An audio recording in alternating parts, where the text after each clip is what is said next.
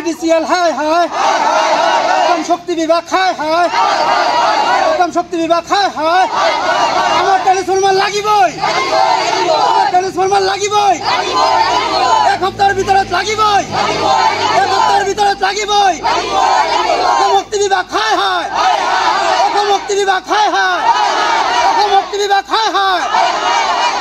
এই প্ৰতিবাদটো হৈছে আজি 4 বছৰে হৈ গেল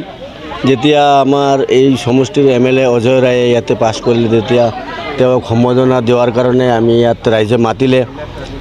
এও আহাতে আমি কৈছোঁ যে আমাৰ ৰাইজৰ এটাই আপত্তি কাৰো আমাৰ ব্যক্তিগত একো নালাগে আমাৰ ৰাইজে ইয়াতে পঢ়া-শুনা কৰাৰ কাৰণে ষ্টুডেণ্টসকলৰ বহুত অসুবিধাৰ সন্মুখীন হৈছে সবৰ ঘৰতে ইনভাৰ্টাৰ নাই লাইটৰ ইয়াত কোনো ভল্টেজ নাথাকে তাৰপাছত মানে ইনভাৰ্টাৰো চাৰ্জ নহয় এনেকৈ মোবাইলটোও চাৰ্জ নহয় তো এইটোৱেই আমাৰ আপত্তি ৰাইজৰ তৰফৰ পৰা যাতে আমাক ইয়াতে এটা ট্ৰান্সফৰ্মাৰ দিয়ে আৰু কি ট্ৰান্সফৰ্মাৰ দিয়ে ই কৈ গ'ল ঠিক আছে হৈ যাব এইটো 7 দিনৰ ভিতৰত হৈ যাব আজি 4 বছৰ হৈ গ'ল এতিয়া পৰ্যন্ত নহ'ল আৰু বহুতবাৰ যোৱা হৈছে তাতে কৈছে হ'ব মই কৈ আছোঁ ফোন কৰিছোঁ এনেকৈ অৱস্থাত তো এনেকুৱা অৱস্থা হৈছে ইয়াতে আমাৰ গাঁৱটোত আজি কেইবছৰ ধৰি ইয়াত মানুহে এনেকুৱা দুখৰে ভোগ কৰিছে এই গৰমত এই প্ৰচণ্ড গৰমত এই যে পথাৰৰ পৰা কাম কৰি আহি বা বজাৰৰ পৰা আহি যে অলপ ঠাণ্ডা হাৱা খাব ফেনৰ ইলেক্ট্ৰিক বিল কিন্তু আমি সঁচাকৈ দি আছোঁ ইলেক্ট্ৰিক বিল আমাৰ ৰিচাৰ্জ চিষ্টেম আমাৰ কোনোবাৰো বাকী নাই এতিয়াও চেক কৰিলে চাব যে মই কৈ আছোঁ যে মোৰ বেলেঞ্চ কিমান আছে চেক কৰি চাই ল'ব পাৰে কিন্তু তথাপিও ভল্টেজ নাই এটা মোবাইল চাৰ্জ নহয় এটা ইনভাৰ্টাৰ চাৰ্জ নহয় তো এনেকৈ কিমান দিন দুৰ্ভগীয়া হৈ মানে এই ৰাইজে এনেকৈ ভুগিব এনেকুৱা MLA প্ৰতিশ্ৰুতি দি নকৰিল MCLকো কোৱা হ'ল অভিৰাম মহানায়কক তেওঁ কোনো একশ্যন নল'ল অথচ এই সমষ্টিত 900 ভোট আছে আমাৰ এই মাটিয়াপাৰা চেণ্টাৰত 900ৰ ভিতৰত 600 ভোটে অজয় ৰায়ক দিছে বিজেপিক মানুহে ভাল পায় কিন্তু তাৰ পৰিণাম ফল হিচাপে আমালোকক এই ব্যৱহাৰ কৰি আছে তো নিশ্চয় আমাৰো ৰাইজৰ হাততো সুদিন আহিব কেইদিনমান পাছত ইলেকশ্যন আহি আছে তাৰ প্ৰতিটো ৰাইজে দিব কিন্তু আমি এইটো আমাৰ আসাম চৰকাৰ তথা আমাৰ বিজনী সাব ডিভিজনৰ যে SDO মহোদয় আছে তেওঁক আমি মানে এইটো অনুৰোধ জনাওঁ যাতে আমাৰ অনতি পলমে আমাৰ এই ট্ৰান্সফৰ্মাৰৰ কামটো কৰি দিয়ে